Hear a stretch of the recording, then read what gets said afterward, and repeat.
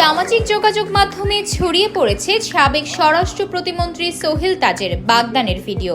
বাংলাদেশের প্রথম প্রধানমন্ত্রী তাজউদ্দিন আহমেদের ছেলে এবং সাবেক স্বরাষ্ট্র প্রতিমন্ত্রী সোহেল তাজ ৫৫ বছর বয়সে বাগদান সম্পন্ন করেছেন।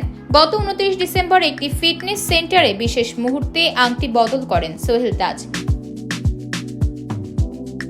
আংটি বদলের একটি ভিডিওই ছড়িয়ে পড়েছে সোশ্যাল মিডিয়ায়। ভিডিওতে দেখা যাচ্ছে হাঁটু গেড়ে কনের হাতে আংটি পরিয়ে দিচ্ছেন সোহেল তাজ। এ সময় আশেপাশে উপস্থিত সবাই উচ্ছ্বাস প্রকাশ করেন এবং করতালিতে মুখরিত হয়ে ওঠে মুহূর্তটি।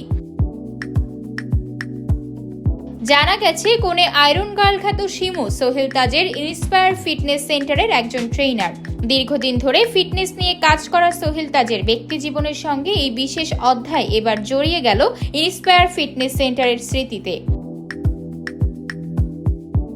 এদিকে সোহেল তাজের নতুন অধ্যায়ে জড়ানোর ভিডিওটি এখন সোশ্যাল মিডিয়ায় ভাইরাল। ভিডিওর মন্তব্যের ঘরে তাকে শুভেচ্ছা জানাতে দেখা গেছে ভক্ত এবং শুভাকাঙ্ক্ষীদের। অনেকেই অভিনন্দন জানিয়েছেন ফিটনেস সচেতন সোহেল তাজকে।